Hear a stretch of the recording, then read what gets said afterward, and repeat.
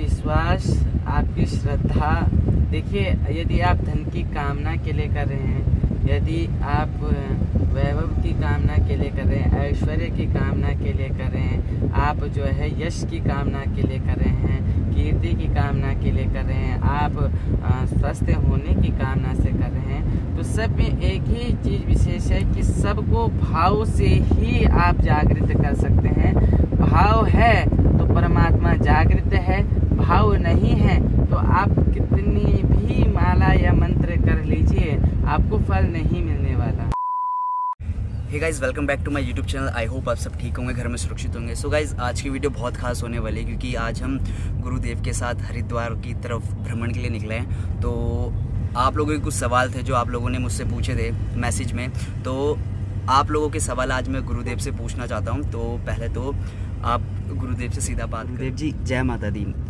आपसे कुछ लोगों का प्रश्न था कि नवरात्रे आने वाले हैं तो माँ भगवती की आराधना कैसे करें। कुछ लोगों के पास धन होता है तो वो माँ भगवती की धन से और भव्य रूप से मतलब आराधना करते हैं, लेकिन कुछ लोग असक्षम होते हैं कि वो धन से और देवी की जो आराधना होती है वो नहीं कर पाते हैं। तो आप कुछ ऐसा तरीका बताइए जो वो घर में ही कम से कम धन से देवी की आराधना कर सकें। देखिए, सबसे पहले तो सभी लोगों को जय माता दी। और सबसे पहले एक बात सूचित करता हूँ कि भगवती जगदम्बा आदि शक्ति की पूजा करना माने अपनी अंदर शक्ति का संचार करना।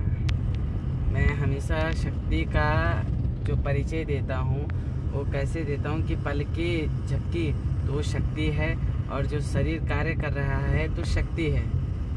तो कहते हैं कि शक्ति की आराधना, वैसे तो ये नवरात्रि का विधान ऐसा होना चाहिए, किसी ब्राह्मण को बुलाकर ही चंडी का पाठ करना चाहिए, दुर्गा सप्तशती का पाठ कराना चाहिए, क्योंकि ऐसा है कि ब्राह्मण द्वारा किया गया दुर्गा सप्तशती का पाठ आपके जीवन के लिए उन्नति लेकर आता है। लेकिन यदि आप इस चीज़ से सामर्थ्यवान नहीं हैं तो उस अवस्था में क्या करना चाहिए, उस अवस्था में घट की स्थापना करके और जो है वहाँ पर आप जिस प्रकार से हरियाली डालते हैं उस प्रकार से हरियाली डाल के और सूक्ष्म रूप से जो है देवी का पूजन और आराधना कर सकते हैं। कहते हैं कि देवी की पूजा और आराधना इस अवस्था में कैसा होना चाहिए, कहा स्नान से निवृत्त होकर और उसके बाद जो है मूर्ति को, जो हमारे पंचामृत है, पंचगव्यों से पंचामृतों से जो है देवी का स्नान कराना चाहिए। स्नान कराने के उपरांत नए वस्त्रों को, जिस प्रकार से बार या त्यौहार में हम लोग नहा धोकर जो है एकदम अच्छे से रेडी होते हैं, उस प्रकार से परमात्मा को नए वस्त्रों को धारण कराना चाहिए। अटूट श्रद्धा और विश्वास के साथ में यदि आप जो है बीज मंत्रों का जाप जानते हैं तो बीज मंत्रों से जो है देवी को श्रृंगार करना चाहिए, देवी को स्नान कराना चाहिए। यदि आप बीज मंत्र नहीं जानते हैं तो आपको भगवती का जो भी स्मरण मात्र जो भजन आता हो उस भजन से देवी का श्रृंगार और स्नान कराना चाहिए। और यदि वह भी ना आता हो तो माँ माँ रूप में बोलकर और जो है स्नान कराना चाहिए और मन पे अटूट श्रद्धा और विश्वास रखनी चाहिए।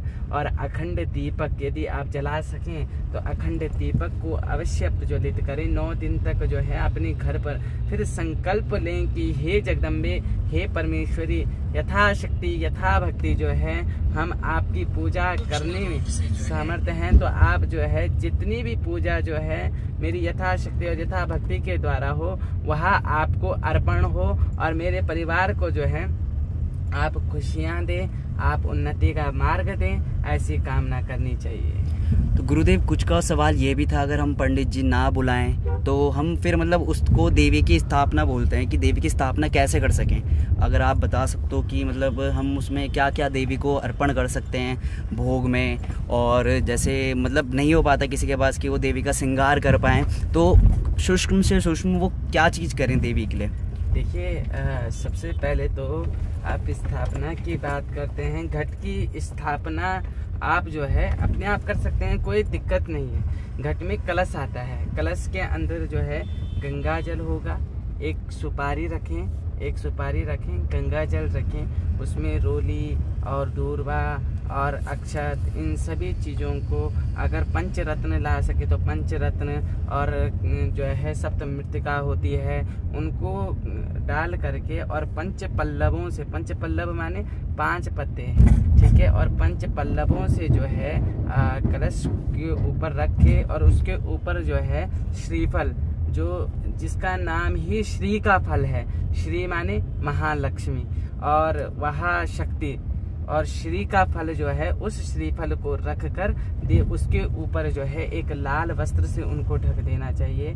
और श्रीफल के ऊपर लाल वस्त्र जब आप रखते हैं तो उसी प्रकार से, जिस प्रकार से कहा ना, पंचामृत पंचगव्यों से जो है उसका स्नान अवश्य करना चाहिए। और जो कलश के अंदर जल है उसमें वरुण देव का ध्यान करना चाहिए। वरुण देव का ध्यान करने के बाद जो है कलश के बाहर त्रिदेवों का ध्यान करना चाहिए। त्रिदेवों के बाहर जो है 33 कोटि देवताओं का ध्यान करके फिर देवी का ध्यान करना चाहिए। और यदि आप मूर्ति स्थापना की बात करते हैं तो मूर्ति स्थापना की बात मैं बताऊं तो मूर्ति स्थापना यदि संभव हो तो चाहे 1 दिन के लिए आप ब्राह्मण बुला कर कराएं, पर मूर्ति स्थापना विधिवत रूप से ही होना अनिवार्य होती है। यदि यथाशक्ति नहीं है और अभिलाषा आ रही है कि हम जो है देवी की मूर्ति की स्थापना करें, तो ऐसी अवस्था में क्या करना चाहिए कि देवी का कोई भी एक चित्र ले लेना चाहिए और उस चित्र के आगे अपना भाव प्रकट करना चाहिए। और उस चित्र को ध्यान रखिए, चित्र भी आप तभी लेके आए कि यदि आप उस चित्र को आजीवन अपने पास रखने का सामर्थ्य रखें। क्यों?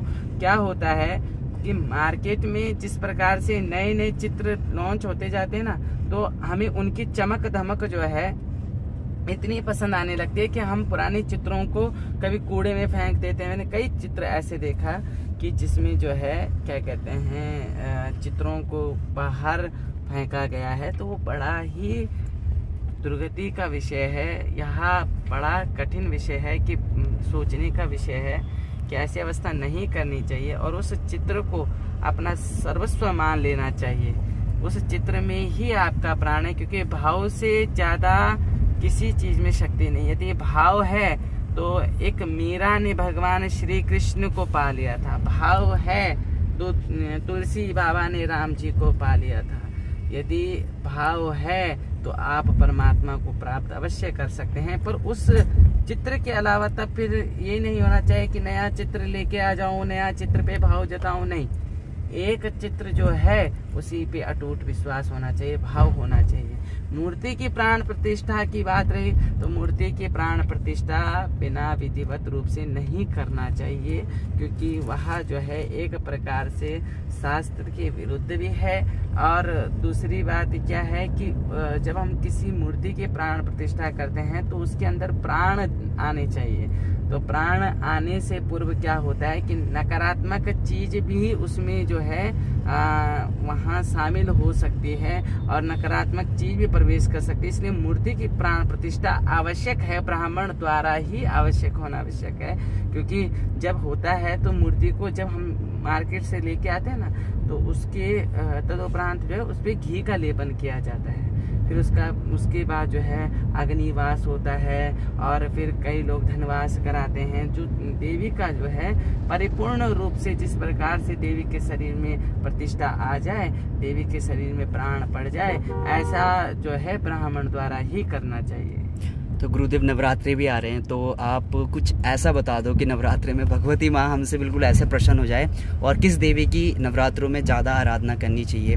वैसे तो बोलते कि नव दुर्गा एक ही है, एक ही स्वरूप है, आप सिर्फ दुर्गा को मानो फिर अन्य स्वरूप को नहीं, लेकिन फिर भी कुछ ऐसे होती है शक्तियाँ कि जिसका मतलब हम अगर जाप करें तो हमारे संकट कष्ट वगैरह दूर होते हैं। आप कुछ बता दो नवरात्रों के लिए। देखिए, आपके भाव किस परमात्मा के प्रति हैं, सबसे पहले तो कुल देवता और कुल देवी का स्मरण करना ही जीवन के लिए मार्ग का सबसे बड़ा कार्य करता है। यदि आपके कुल देवता और कुल देवी यदि प्रसन्न नहीं है तो आप कहीं भी चले जाएं, क्योंकि आप जब कहीं अपना मार्ग ढूंढने के लिए जाते हैं ना, तो सर्वप्रथम क्या आपके कुल देवता और कुल देवी आपका साथ देते हैं। लेकिन यदि कुल देवता और कुल देवी आपसे रुष्ट हो जाएं तो उसके बाद आप कहीं भी जाएं उसका निवारण नहीं हो सकता। कुल देवी का जो है नवरात्रों में विशेष ध्यान करना चाहिए।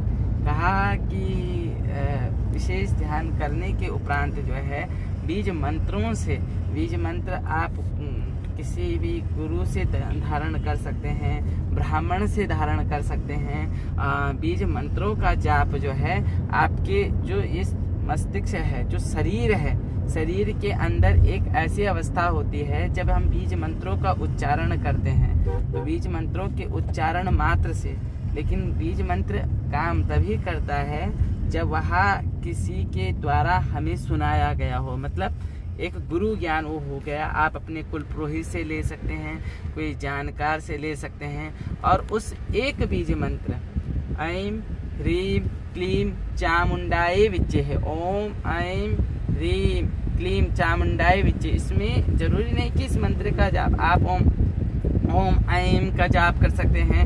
ओम ऐं, कोई ऐं बोलता है तो कोई जो है ऐं बोलता है, तो और या फिर आप ओम ह्रीं, कोई ह्रीं बोलता है, ओम ह्रीं कोई ह्रीं बोलता है, ओम क्लीं के रूप में ओम क्लीं। तो इस प्रकार से जो है क्या कहते हैं, इन बीज मंत्रों का उच्चारण होना चाहिए।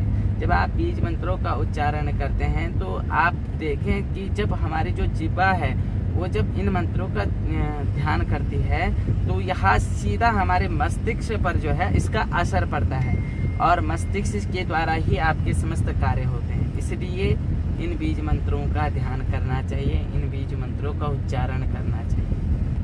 तो गुरुदेव, अब मैं बस आपसे विदा लेता हूँ। बस मैं ये चाहता हूँ कि इस नवरात्रे माँ भगवती जितने भी मेरे सब्सक्राइबर देख रहे हैं उनके घर धन वृद्धि खुशियाँ भर दे। आप ऐसे आशीष वचन के साथ ही वीडियो समाप्त करें। जब आपकी विश्वास, आपकी श्रद्धा, देखिए यदि आप धन की कामना के लिए कर रहे हैं, यदि आप वैभव की कामना के लिए कर रहे हैं, ऐश्वर्य की कामना के लिए कर रहे हैं, आप जो है यश की कामना के लिए कर रहे हैं, कीर्ति की कामना के लिए कर रहे हैं, आप स्वस्थ होने की कामना से कर रहे हैं, तो सब में एक ही चीज़ विशेष है कि सबको भाव से ही आप जागृत कर सकते हैं। भाव है तो परमात्मा जागृत है, भाव नहीं है तो आप कितनी भी माला या मंत्र कर लीजिए आपको फल नहीं मिलने वाला। और यदि आपके भाव हैं तो मैं यह महसूस करता हूँ कि यह नवरात्रे आपके लिए जो हैं लाभकारी होंगे और जगदम्बा की कृपा आप सब पर बनेगी। जय मां सुरकंडा, जय चामुंडा।